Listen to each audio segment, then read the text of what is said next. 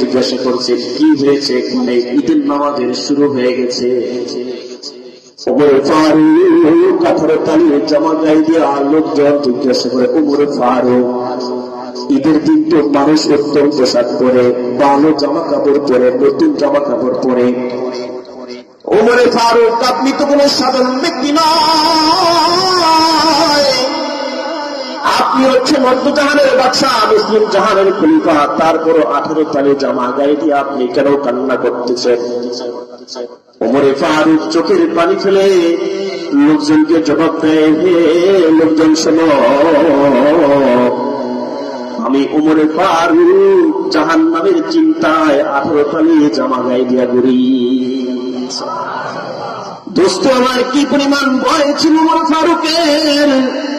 ওমর ফারুক রাদিয়াল্লাহু তাআলা ঈদের নামাজ পড়তে যায়, ঈদের নামাজ সিরা জামা গায়ে দিয়া ওমর ফারুক দোস্ত আমার আদায় করে।